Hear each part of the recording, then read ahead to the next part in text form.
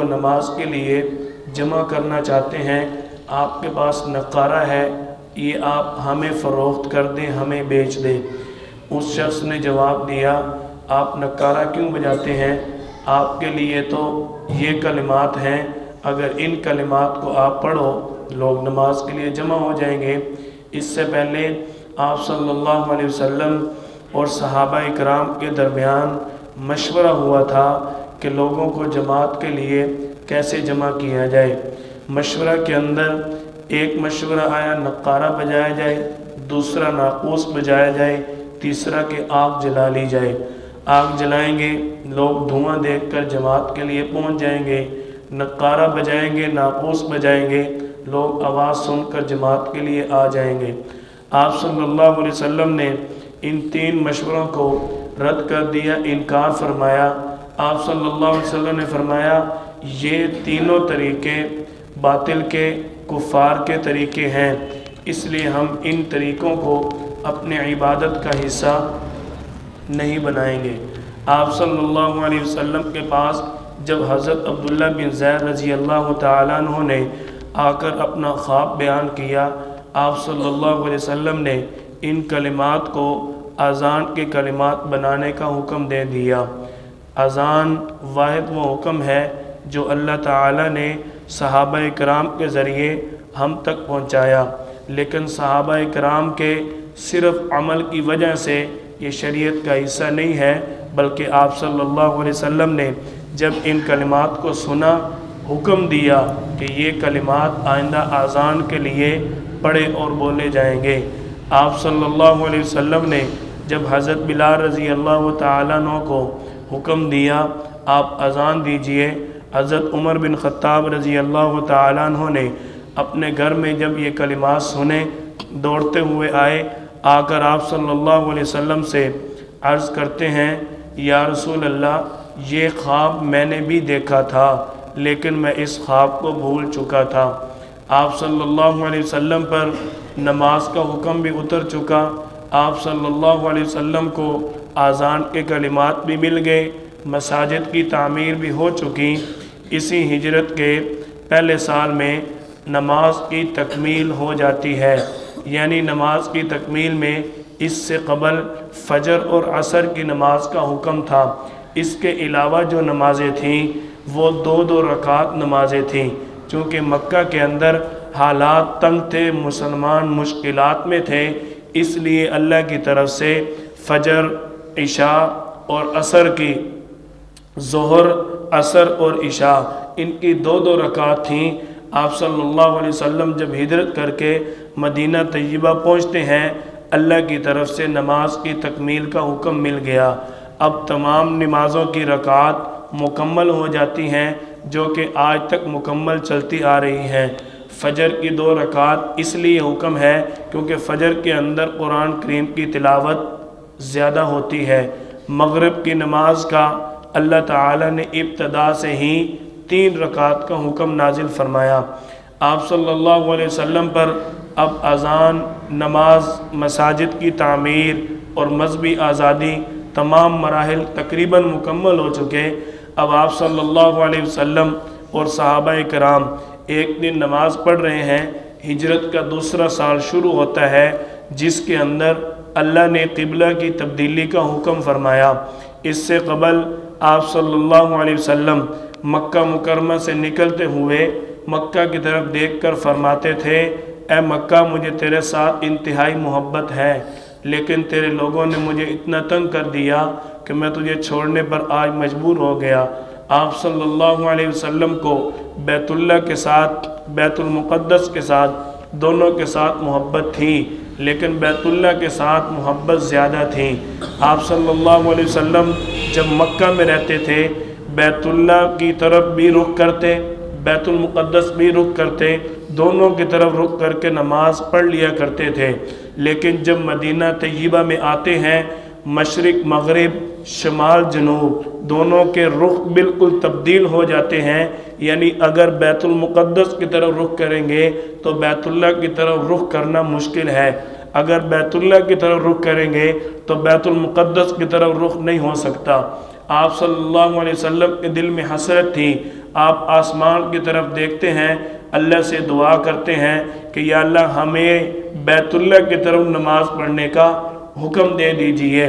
یہ آپ صلی اللہ علیہ وسلم کے دل میں حسرت تھی، اللہ نے آپ کی اس حسرت کا اظہار فرمایا قد نرا تقلب وجہک فی السماء، ہم دیکھتے ہیں آپ کا چہرہ آسمان کی طرف اٹھتا ہے، کس لیے؟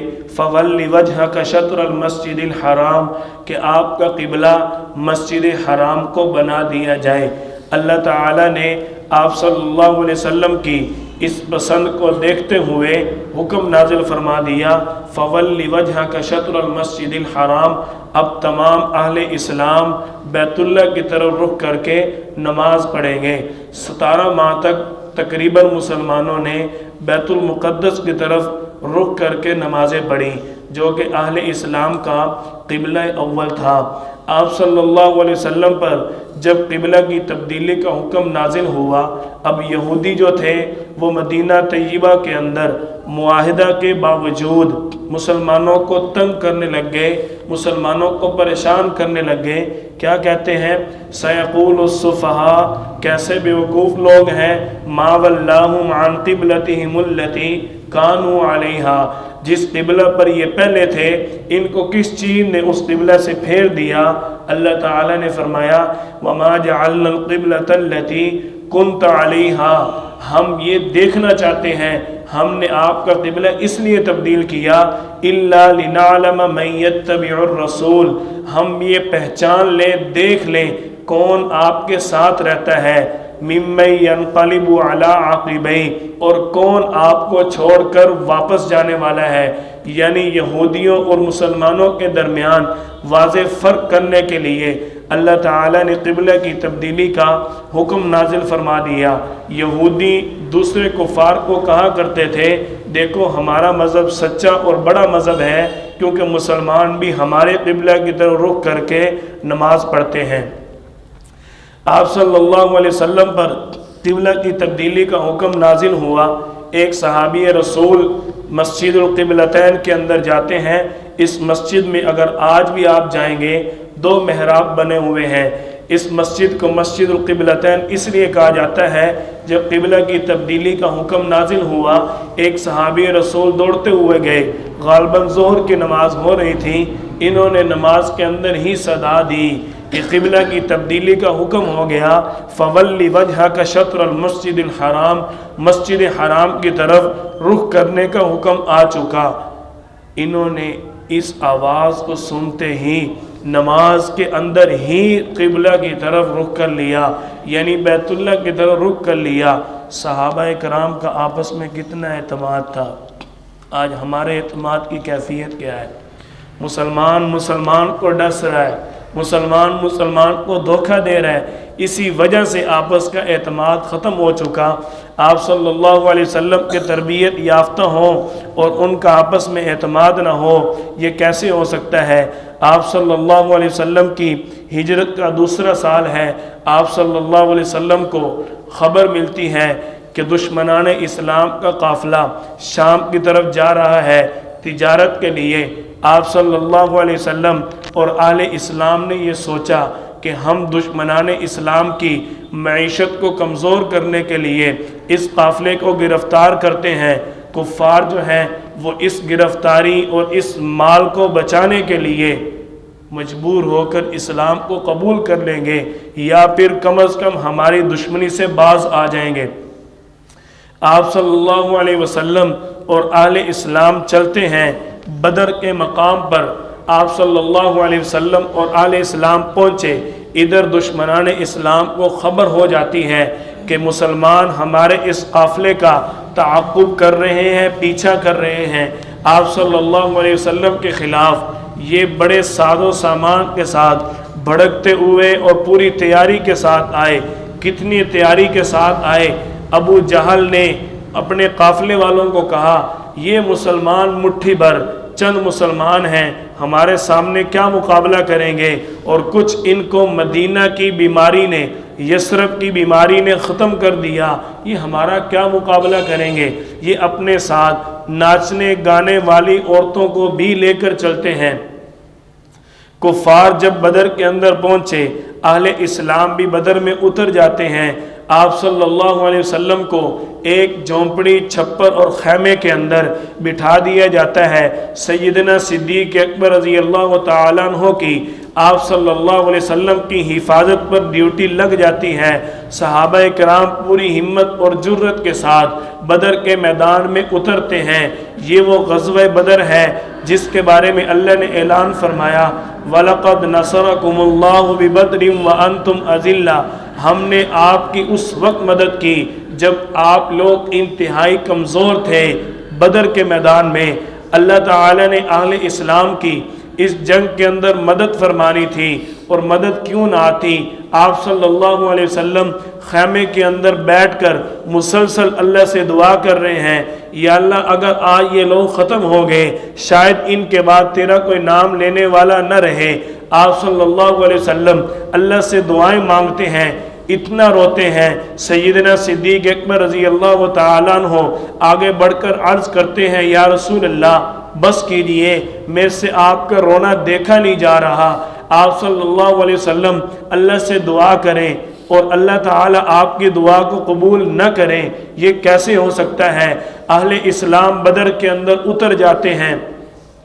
حضرت علی رضی اللہ تعالیٰ عنہ، حضرت حمزہ رضی اللہ تعالیٰ عنہ اور دیگر صحابہ کرام پوری ہمت اور جرت کے ساتھ آگے بڑھتے ہیں۔ حضرت حمزہ رضی اللہ تعالیٰ عنہ 2 تلواروں کے ساتھ جنگ کیا کرتے تھے۔ جب میدان میں اترے، دشمن کی لاشوں پر لاشیں گراتے ہیں، آگے بڑھتے ہوئے دشمنوں کا کام تمام کرتے ہیں۔ آپ صلی اللہ علیہ وسلم بھی اس بدر کے اندر ایک چھپر میں موجود ہیں۔ آپ کے صحابہ کرام پوری ہمت کے ساتھ لڑ رہے ہیں۔ اتنے میں حضرت معاذ اور معوذ رضی اللہ تعالیٰ عنہما حضرت عبد الرحمن بن عوف کو پوچھتے ہیں، چچا جان ابو جہل کون ہے؟ آپ صلی اللہ علیہ وسلم کے جرت مند جان نثار ان ننھے منھے صحابہ کو دیکھیں۔ عبد الرحمن بن عوف رضی اللہ تعالیٰ عنہ یوں دیکھتے ہیں، یہ ننھے منھے بچے، یہ ابو جہل اتنے بڑے بدبخت سردار کا پوچھتے ہیں اس کو تم نے کیا کہنا ہے؟ یہ بچے کہتے ہیں وہ آپ صلی اللہ علیہ وسلم کا گستاخ ہے، ہم نے اس کو زندہ نہیں چھوڑنا۔ اتنے میں ابو جہل سامنے آتا ہے۔ حضرت عبد الرحمن بن عوف رضی اللہ تعالیٰ عنہ فوراً اشارہ کرتے ہیں، یہ ابو جہل ہے۔ دونوں دوڑ کر ابو جہل پر جھپٹ جاتے ہیں، اس کو گرا کر زخمی کر دیتے ہیں۔ حضرت عبداللہ بن مسعود رضی اللہ تعالیٰ عنہ آگے بڑھتے ہیں، ابو جہل کے سینے پر بیٹھ کر اس کا سر قلم کر دیتے ہیں۔ غزوہ بدر میں اللہ نے اہل اسلام کو اپنی رحمت کے فرشتے اتار کر مدد عطا فرمائی۔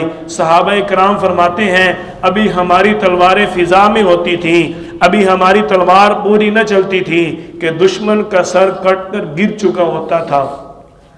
یہ اللہ تعالیٰ کی مدد تھی۔ آپ صلی اللہ علیہ وسلم کے صحابہ نے کتنی جرت اور بہادری دکھائی، اللہ نے اہل اسلام کی کتنی بڑی مدد کی۔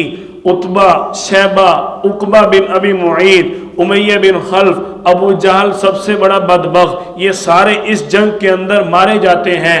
آپ صلی اللہ علیہ وسلم کو اللہ تعالیٰ نے غزوہ بدر میں فتح عطا فرمائی۔ آپ صلی اللہ علیہ وسلم خیمے سے نکلتے ہیں، سَيُهْزَمُ الْجَمْعُ وَيُوَلُّونَ الدُّبُرَ، اللہ تعالیٰ ہمیں ضرور فتح دیں گے اور دشمن پیٹ پھیر کر بھاگ جائے گا۔ اللہ نے واقعتاً اہل اسلام کو فتح عطا فرمائی۔ آپ صلی اللہ علیہ وسلم فتح کے بعد کئی دن تک بدر میں ٹھہرتے ہیں اور دشمن دم دبا کر بھاگ جاتا ہے، اور اس موقع پر ابو سفیان کہتا ہے، ہم بدر کا بدلہ ضرور لیں گے، تمہیں کبھی معاف نہیں کریں گے۔ اس بات کو سنتے ہوئے اہل اسلام 8 دن تک ان کا انتظار کرتے ہیں۔ اگر اتنا تم ہمیں للکارنے والے ہو تو مسلمان بھی بھاگنے والا نہیں ہے۔ آپ صلی اللہ علیہ وسلم 8-10 دن بعد انتظار کر کے مدینہ طیبہ واپس آتے ہیں۔ ابھی آپ صلی اللہ علیہ وسلم مدینہ طیبہ پہنچتے ہیں، چند ہی مہینے بعد 3 ہجری کا سال شروع ہوتا ہے۔ آپ صلی اللہ علیہ وسلم پر ہجرت کے دوسرے سال میں اللہ تعالیٰ نے چند احکامات بھی نازل فرمائے جو بڑے اہم اور مین احکامات ہیں۔ اللہ تعالیٰ نے حکم نازل فرمایا، فَمَنْ شَهِدَ مِنْكُمُ الشَّهْرَ فَلْيَصُمْ، آج کے بعد مسلمانوں پر رمضان المبارک کے پورے مہینے کے روزے رکھنا فرض ہے۔ میں یہاں ایک نکتہ عرض کر دوں، غزوہ بدر سے پہلے آپ صلی اللہ علیہ وسلم کے صحابہ کرام پر روزے فرض ہوئے، پہلی مرتبہ جہاد کیا اور پہلی مرتبہ رمضان کے روزے ہیں، اور اسی 17 رمضان المبارک 2 ہجری کو غزوہ بدر فتح ہوا۔ ایک دم اچانک پورے مہینے کے روزے رکھنے پڑ جائیں اور اچانک جنگ لڑنی پڑ جائے، کتنا مشکل کام ہے۔ صحابہ کرام کی قربانی جتنی بڑی تھی، اللہ نے اتنا بڑا ہی انعام عطا فرمایا۔ اسی ہجرت کے دوسرے سال اللہ تعالیٰ نے دوسرا حکم نازل فرمایا صدقۃ الفطر کا، انما الصدقات للفقراء۔ تیسرا حکم نازل فرمایا عید الفطر کا، وذکر اسم ربہ فصلی۔ اللہ نے چوتھا حکم نازل فرمایا قربانی کا، فصلی لربک وانحر۔ آپ عید الاضحیٰ کی نماز پڑھیں اور جانور کو ذبح کریں۔ آپ صلی اللہ علیہ وسلم کی ہجرت کے دوسرے سال میں اللہ نے بڑے اہم احکامات نازل فرمائے۔ آپ کی ہجرت کا تیسرا سال شروع ہوتا ہے، آپ صلی اللہ علیہ وسلم کو خبر ہوتی ہے کہ دشمنان اسلام جو ہے وہ بدر کا انتقام لینے کے لیے احد کی طرف چل پڑے ہیں۔ آپ صلی اللہ علیہ وسلم اور اہل اسلام کی تعداد بالکل کم ہے، 700 مسلمان، 3000 دشمنان اسلام ہے۔ غزوہ بدر میں 313 تھے اور کفار 1000 تھے، اب مسلمان 700 ہیں اور کفار کا لشکر 3000 ہو چکا ہے۔ آپ صلی اللہ علیہ وسلم کو خبر ملتی ہے، آپ صحابہ کرام سے مشورہ کرتے ہیں، صحابہ کرام مشورہ دیتے ہیں، یا رسول اللہ ہم اپنے ہی علاقے کے اندر دفاعی جنگ کریں گے، ہم غزوہ پہاڑ احد کے پشت میں آ کر جنگ لڑیں گے، کیونکہ ہماری فوج تھوڑی ہے، ایک ہماری پشت کی طرف پہاڑ ہوگا، سامنے سے ہم دشمنوں کا مقابلہ کرتے رہیں گے، ہمارے لیے آسانی ہوگی۔ کفار نے پہلے ہی میدان احد میں پہنچ کر اپنے مورچے سنبھال لیے۔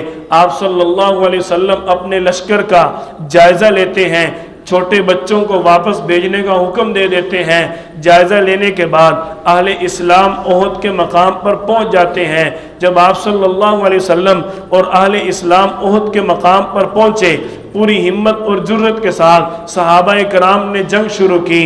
اسی طرح حضرت ابو دجانہ، حضرت حمزہ، حضرت علی اور آپ کے دیگر صحابہ کرام پوری جرت اور ہمت کے ساتھ بڑھ کر دشمنوں کا مقابلہ کرتے ہیں۔ آپ صلی اللہ علیہ وسلم دیکھ رہے تھے، آپ کے پیارے صحابی سعد بن ابی وقاص رضی اللہ تعالیٰ عنہ، ان کو آپ صلی اللہ علیہ وسلم نے ایک جملہ ارشاد فرمایا جو پوری زندگی آپ صلی اللہ علیہ وسلم نے کسی کو وہ جملہ ارشاد نہ فرمایا۔ حضرت سعد بن ابی وقاص رضی اللہ تعالیٰ عنہ تیر مار رہے ہیں، آپ صلی اللہ علیہ وسلم تیر نکال کر پکڑاتے ہیں۔ آپ صلی اللہ علیہ وسلم نے فرمایا فداک ابی و امی، یا سعد تیرے اوپر میرے ماں باپ قربان ہو جائیں۔ صحابہ کا مقام کوئی عام ہے جن پر آپ صلی اللہ علیہ وسلم اپنے ماں باپ قربان کرنے کی بات کرتے ہیں۔ سعد رضی اللہ تعالیٰ عنہ فرماتے ہیں کہ مجھے اس چیز پر فضیلت ہے، فخر ہے، اعزاز ہے کہ آپ صلی اللہ علیہ وسلم نے اپنے والدین کو صرف میرے اوپر جمع کیا، یعنی اپنے والدین کو صرف میرے اوپر قربان کرنے کی بات کی۔ فخر تو ہوگا نا، محبت تھی۔ آپ صلی اللہ علیہ وسلم کے صحابہ پوری ہمت سے جنگ کر رہے ہیں، دشمنان اسلام بھاگنے پر مجبور ہو جاتے ہیں۔ تھوڑے ہی لمحے میں اللہ تعالیٰ اہل اسلام کو احد میں فتح عطا فرما دیتے ہیں۔ جب اہل اسلام نے دیکھا کہ ہمیں تو فتح مل گئی ہے، وہ پھر پہلے اللہ کا حکم جہاد کر رہے تھے۔ پہلے کون سا اللہ کا حکم پورا کر رہے تھے؟ بولو نا یار، یہ بات سمجھانے والی ہے۔ پہلے اللہ کا کون سا حکم پورا کر رہے تھے؟ جہاد۔ اور جہاد کے بعد میرے اللہ کا دوسرا حکم ہے فَكُلُوا مِمَّا غَنِمْتُمْ حَلَالًا طَيِّبًا۔ مسلمانوں جب تم جہاد کے اندر جنگ جیت جاؤ، مال غنیمت جمع کرو، یہ مال تمہارے لیے حلال ہے کیونکہ یہ اللہ کا حکم ہے۔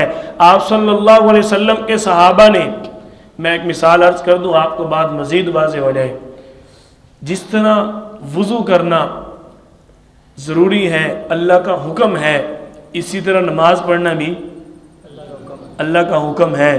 تو جس طرح جہاد کرنا اللہ کا حکم تھا، اسی طرح مال غنیمت بھی جمع کرنا اللہ کا حکم تھا۔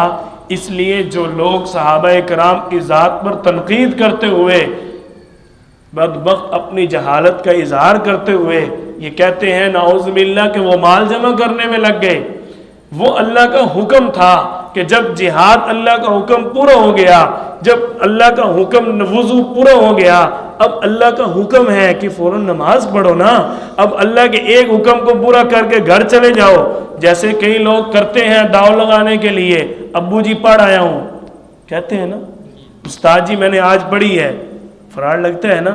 تو دیکھو صحابہ کرام اللہ کو دھوکہ نہیں دیتے تھے، آپ صلی اللہ علیہ وسلم کے تربیت یافتہ۔ میں نے اللہ تعالیٰ نے ایک نقطہ بڑا ذہن میں ڈالا، مجھے ایک دوست نے بات کی، میں نے کہا بات یہ ہے دشمن کا ہدف صحابہ نہیں ہے، دشمن کا ہدف آپ صلی اللہ علیہ وسلم کی ذات ہے۔ بتاؤ ایک بچہ غلطی کرے، ایک شاگرد غلطی کرے، لوگ استاد اور باپ کو برا کہتے ہیں یا بچے اور شاگرد کو برا کہتے ہیں؟ کیوں جی؟ استاد اور باپ کو برا کہتے ہیں۔ دشمن جو صحابہ کرام پر تنقید کرتا ہے گویا کہ وہ آپ صلی اللہ علیہ وسلم کی تربیت پہ شک کر رہا ہے۔ جن کی تربیت کرے میرا پیارا نبی، ان کی تربیت میں کوئی شک آ سکتا ہے؟ ان کی تربیت میں فطور آ سکتا ہے؟ ان کی تربیت کے اندر کمی بھی نہیں آ سکتی، فطور آنا تو دور کی بات ہے۔ آپ صلی اللہ علیہ وسلم اور اہل اسلام کو جب اللہ تعالیٰ نے غزوہ احد میں ایک دم فتح عطا فرما دی، دشمن بھاگنے پر مجبور ہو گیا، صحابہ کرام نے دیکھا اب تو ہم جنگ جیت چکے ہیں، مال غنیمت جمع کرنا شروع کر دیتے ہیں۔ اتنے میں پیچھے سے، پہاڑ کے پیچھے سے ایک لشکر آ کر حملہ کر دیتا ہے۔ جب اس لشکر نے آ کر حملہ کیا، صحابہ کرام مسلمانوں کا لشکر منتشر ہو جاتا ہے، بھگدڑ مچ جاتی ہے۔ آپ صلی اللہ علیہ وسلم کے صحابہ فرماتے ہیں یوں کیفیت ہو گئی تھی ہمیں نظر نہیں آتا تھا ہم سامنے وار کس پر کر رہے ہیں۔ آپ صلی اللہ علیہ وسلم کے صحابہ ایک مرتبہ پھر آپ صلی اللہ علیہ وسلم کو تلاش کرتے ہیں۔ جب تلاش کیا دیکھا تو ایک بدبخت نے آپ صلی اللہ علیہ وسلم پر حملہ کر دیا، آپ کے دندان مبارک، چہرہ مبارک زخمی ہو جاتا ہے۔ آپ صلی اللہ علیہ وسلم اس گڑھے میں گر جاتے ہیں جو گڑھا دشمنان اسلام نے آپ صلی اللہ علیہ وسلم اور مسلمانوں کے خلاف کھودا ہوا تھا کہ اس گڑھے کے اندر ہم مسلمانوں کو گرا کر حملہ کر دیں گے۔ آپ صلی اللہ علیہ وسلم جب اس گڑھے میں گرتے ہیں صحابہ کرام کی چیخیں نکل گئیں، آپ صلی اللہ علیہ وسلم کی طرف دوڑتے ہیں، دائرہ بنا لیتے ہیں، اب میرے محبوب کی طرف کوئی تیر تلوار آنا نہیں چاہیے۔ آپ صلی اللہ علیہ وسلم کے صحابہ آگے کھڑے ہو کر دفاع کرتے ہیں۔ حضرت ابو دجانہ رضی اللہ تعالیٰ عنہ دوڑ کر آپ صلی اللہ علیہ وسلم کے سامنے جھک جاتے ہیں۔ دشمنان اسلام کے تیروں کی بارش ہوتی ہے، ان کی کمر پر تیروں کا جھرمٹ بن جاتا ہے۔ اتنے میں آپ کے پیارے صحابی حضرت ابو طلحہ رضی اللہ تعالیٰ عنہ آگے بڑھتے ہیں اور دشمنوں کا تعاقب کرتے ہیں، بڑی ہمت اور جرت کے ساتھ دشمنوں پر تیر برساتے ہیں۔ آپ صلی اللہ علیہ وسلم اتنے میں کھڑے ہو گئے، آپ کے صحابی نے آپ صلی اللہ علیہ وسلم کو اپنی پشت پر کھڑا کر لیا، دشمنوں کا مقابلہ کر رہے ہیں۔ آپ صلی اللہ علیہ وسلم نے ایک دم سر نکال کر دیکھا، دیکھو تو صحیح دشمن ایک دم کیسا ہے، دشمن نے کیسے ہم پر حملہ کر دیا۔ آپ کے پیارے صحابی عرض کرتے ہیں یا رسول اللہ فدا کا ابی و امی، آپ پر میری ماں قربان، آپ پر میرا باپ قربان، آپ اپنا سر نہ نکالیں کہیں دشمن کا تیر آپ کو لگ نہ جائے۔ یا رسول اللہ آپ میرے پیچھے رہیں، ہم جو آئے ہوئے ہیں تیر اور تلوار کھانے کے لیے، جب تک ہماری جان میں جان ہے آپ کی جان پہلے ہے، ہماری جان سے گزر کر کوئی آپ کی جان کی طرف آئے گا۔ آپ صلی اللہ علیہ وسلم کو صحابہ کرام اپنی گود میں لیتے ہیں۔ آپ صلی اللہ علیہ وسلم کے جہاں پر ایک دشمن کی کڑی جو لوہے کی وہ لگ جاتی ہے، دندان کے ساتھ نکالا جاتا ہے۔ آپ صلی اللہ علیہ وسلم کے چہرے مبارک کو آپ کی بیٹی حضرت فاطمہ رضی اللہ تعالیٰ عنہ دھوتی ہیں، خون صاف کرتی ہیں۔ آپ صلی اللہ علیہ وسلم اور اہل اسلام ایک دم ایک چٹان کے پیچھے چھپ جاتے ہیں۔ اتنے میں ابو سفیان نے ادھر سے آواز لگائی، دشمنان اسلام بھی پیچھے چھپ گئے، اور آواز لگاتا ہے ابو سفیان، کیا آواز لگاتا ہے؟ ہم نے مسلمانوں کا کام تمام کر دیا، مسلمانوں کے پیغمبر کو ہم نے ختم کر دیا،